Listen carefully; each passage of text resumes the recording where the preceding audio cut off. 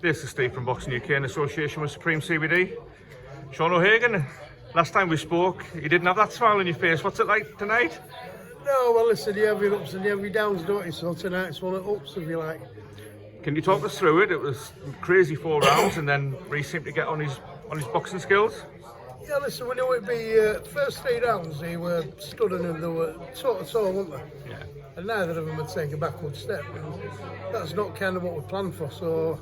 We heard. After a bit of a talking to it corner, and we made a few adjustments. He started to box and do as he was told, you know. But for the boxing fan, for anybody watching that, even if you're not a boxing fan, after watching that, I'm sure you will be. Absolutely fantastic. It was. The fight in general, both fighters give it their all, and you know.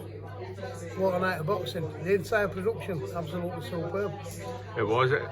It's classed as a small hall show, but the whole event felt more middle hall, if you can say so, isn't it? Well, do you know what? Absolutely, it's got the feel of boxing on a big scale, hasn't it? Because, I mean, normally you say, you can't really call this a small hall production with detail that's gone into it, effort that's gone into it. First time I've ever boxed on these, and somebody says to me that he puts a very, very good show on.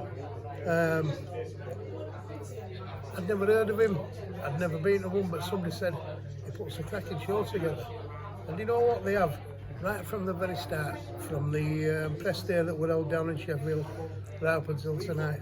Absolutely fantastic production. Sean, can I ask, with a big ring for your fighter like Reece, how does that compare? What does that mean for you? You know, because you obviously had some very famous nights with Josh and Maxie. Is it just as important for you when Reece wins? Listen, absolutely. I mean, I've got new professionals as well, and I've got one boxing a couple of weeks' time, and that's as important. Yeah. I get as much out of that as I do with big fights. I'm not one of them that just comes out for cameras and lights and glitz, you know. It don't matter who's fighting, what they're fighting for. They all get the same attention. Good man. And what's next for Reece? Where would you like to see him go after picking up that? Is that a platform for big fights? Yeah, I think maybe a springboard, bit of a springboard really for his career. I mean, it should propel him into world rankings. WBA there, what WBA, wasn't it? The WBA Continental, yeah. Continental, so it's not regarded as a minor belt, is it? WBA the Continental. So yeah, I think what next natural progression would be possibly a British title or a European maybe, or even an eliminator. I don't know. We'll see. I know you're dashing for time. You want to get yourself something to eat, Sean. So starving. There's a big Turkish done around with my name on it somewhere. I'll bring it to it, mate. Absolutely. Obviously, Maxie and Josh have been here supporting their man. Start with Maxie. We asked him what's next. He said there's rumours of the Gary Cully fight. He might have to go to Ireland. Just your thoughts on that? Right at this moment in time, I can't really discuss Maxie Hugh's next step. Right. There will be news coming very, very soon. But right at this moment in time, I can't really discuss his next fight. No problem. Not on camera anyway. No problem. But there is a big fight looming for him. Brilliant. Spoke to Josh. He said he's put behind the disappointment last time out. His fire in his belly's burning even brighter for a 3rd world title. Oh, a 3-time world champion. Listen, he should have still been 2-time world champions, shouldn't he? But yeah, he said that. Not everybody would agree with me. I personally thought that we just got wrong end of a decision there. Yeah. They might have even got it mixed up because it was a long time coming, you know. There was nobody more surprised than his opponent when that decision was announced. But listen, came out of that fight better he's come out of any fight. So here we are again. Still one of the best featherweights on planet, and we're ready to go. Whether it's Lara, Wood, Conlon, whoever, we'll box them. No problem, we'll be there. And we'll travel. So none of them have got any excuse not to fight us. Even offered rematch for your man there. Didn't want to know. So, really, yeah? Yeah. But then again, I don't blame him because he knows that first time we were lucky, wasn't he? So. You were pretty angry after that night, justifiably so, isn't it? I'll tell you why I was angry, because there was a certain trainer that when overseas fighters come, you open your gym at home and you help them out, and I've done that myself. Yeah. This guy went above and beyond that. I started doing good on social media, starts to slagging Matt really, calling us dirty fighters, saying that he's going to speak to referees, judges, I'll make them all well aware of it. We've got everything screenshot there. You know what I mean? Then he wants to shake my hand. So when I don't shake his hand after he slags us to death, he calls me a sore loser. Well, I've just got one thing for him, he's a wanker.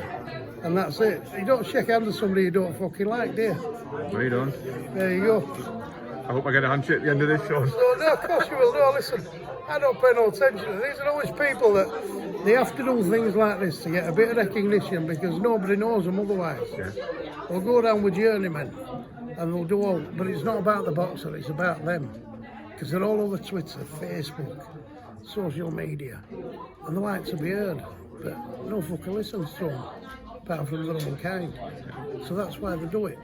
They can't do it by producing good, high-level, quality fighters. Otherwise, they would do, wouldn't they? They would. There we go. We spoke to Josh about social media and we said, like, you know, it was a razor-thin decision either way. And yet all the critics that he got was he's finished, that's it, Josh Warrington's done. It's mad, isn't it? Of course it is, yeah. Listen, boxing's boxing. And things like that can happen. And you've got to accept the good, you've got to accept the lows as you do the highs, haven't you? Yeah. And that's what happens at high-level boxing.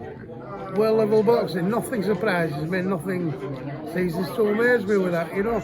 It's just boxing, that's all. Yeah. So it's one of them things where we'll come back and we might win and we might lose. It don't matter, it's only boxing. But what we'll do when we come away from boxing is we'll come away with security for his wife, his kids, his family, and various little businesses up and running. So he's done well at boxing. And in the years ahead, Sean, that'll be all that matters, mate. Well, of course it will, but listen, we're talking here like he's done. I think you've still got best of him to come yet. Yeah. And if we're going to be honest, instead of jumping on the 8 train or the 8 bus, whatever, sit down and look at facts. Yeah, sit down, look at facts, and really make your own. Don't listen. Don't be a sheep. Don't listen to cheerleaders. Make your own decisions and make your own judgments. And I'll tell you now, we've still got the best of them to come. Fantastic. One very quick one, Sean. As a trainer, you've seen this week Anthony Joshua's got his new guy in. What do you make of it from the trainer's point of view that somebody's going in? It's going to be Anthony Joshua 3.0. Can Derek James really change AJ that much? I don't know, but listen, I wouldn't mind 10% of AJ's purse. So if he wanted to come up to me, wanted to come to Leeds, I'll welcome him with open arms for 10%. Would you welcome that? Of course I would. Yeah? Yeah, that's what he wants. Yeah. That's what he wants. Never mind all these trainers that are all bandit. Never mind that. Have a proper look and go with proper men. That's what he wants. Would you take any of the YouTubers on, Sean? Like is it Jake Pauls and the Misfits guys? Would you take any of them? Do you know, let me tell you something now. Everyone's quick to slag them. I always said I can't watch that rubbish. But they'll be the first to tell you we're not professional fighters. We do it because we've got an interest. Yeah. We do it because, why shouldn't they be allowed to do it? What everyone's beef is this, that they sell fucking arenas out in an hour, right? Yeah. Now, it's not, you look at their productions and professional boxing productions, they're completely different. There's a lot of shouting and there's a lot of shouty stuff going on and there's a lot of slang talking there and everything. But you've also got to look at the standard of boxing. One or two of them guys on there can fight. Well, one guy from Philippines, Salt or something they call him. Yeah. I don't know. Is he the Chinese kid? Yeah. Yeah, I think he... You'll see him bang.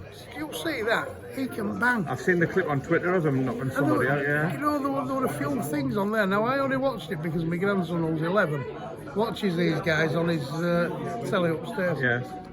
Grandad, let's watch it. I thought, come on, Grandad, get a takeaway, let's watch it.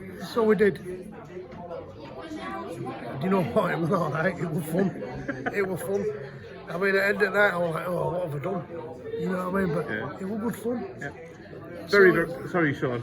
No, it was good fun, like I say. Very, very last one. Wood Lara this weekend, how does that end up? I think Lee Wood beats him. If Lee Wood can win at Storm, it's going to be I think what he's got to do with Lard, he's got to go to Lard's body. If anyone, have a look at our fight with him when we're going to body, he didn't want to know. He's got to go to body, he's got to sink him into his body. Don't like it. Don't like it. Sean, plenty of big nights ahead in Leeds, as you've alluded to. Can't wait to see you at the next one, mate. Always appreciate your time. I'll see you there. See you there. Keep up, fella. I am going to see you, pal.